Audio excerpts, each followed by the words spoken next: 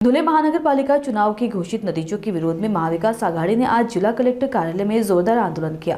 महाविकास आघाड़ी ने आरोप लगाया कि नगर निगम चुनाव में सत्ताधारी भाजपा ने ईवीएम में कथित गड़बड़ी कर एकतरफा जीत हासिल की है। आंदोलनकारियों का दावा है कि मतदान से पहले ही ईवीएम मशीनों में 25 से 30% वोट डाले जाते हैं, जिसके जरिए भाजपा चुनाव जीतती है। राज्य निर्वाचन आयोग के खिलाफ विरोध दर्ज कराते हुए प्रदर्शनकारियों ने ईवीएम हटाओ लोकतंत्र बचाओ जैसे नारे लगाए। महाविकास आघाड़ी नेताओं ने मांग की है कि आगामी सभी चुनाव ईवीएम की बजाय बैलेट पेपर के माध्यम से कराए जाए, ताकि चुनाव प्रक्रिया पर जनता का भरोसा बना रहे। इस आंदोलन के दौरान जिला प्रशासन सतर्क नजर आया। वहीं इस मुद्दे को लेकर धुले की राजनीति में हलचल तेज हो गई है और आने वाले दिनों में आंदोलन और उग्र होने के संकेत दिए जा रहे हैं। महानगरपालिकेच्या निवडणुकांचे निकाल पाहता आता तर आम्हाला एकदम खात्रीच झाली आहे की ईव्हीएम मध्ये प्रचंड भ्रष्टाचार, प्रचंड घोटाळा होत आहे।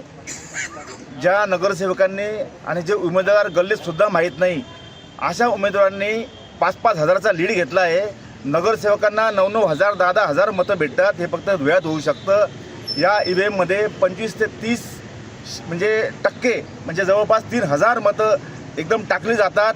त्याच्यानंतर परत डुप्लिकेट मतं केली जातात, शाई पुसली जाते आणि मतांवर मतं होत राहतात।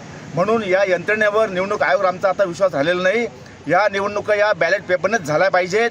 कर्नाटक सरकारने नुकतंच धोरण आखलं आहे की सर्व निवडणुका आता बॅलेट पेपरवर होतील। निवडणूक आयोगाचा अत्यंत तकलादू जो युक्तिवाद आहे की कागदावर खर्च होतो आणि मतमोजणीला उशीर लागतो, हे एकदम तकलादू कारण आहे। आपण मागच्या वेळेस पाहिलं की त्या निवडणुकांचे निकाल झाले आणि आपल्याला एक महिना निकालाची वाट पाहावी लागली।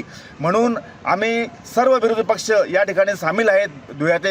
आम्ही नम्र विनंती करतो की या निवडणुका आता स्थानिक स्वराज्य संस्थेच्या जिल्हा परिषद, पंचायत समिती, ग्रामपंचायत या निवडणुका बॅलेट पेपरवर झाल्या पाहिजेत। अन्यथा आम्ही रस्त्यावर उतरू, तीव्र आंदोलन छेडू आणि त्या अनुषंगाने जे काही परिणाम होत असतील त्याला सर्वस्वी हे शासन जबाबदार राहील, या निमित्ताने सांगू।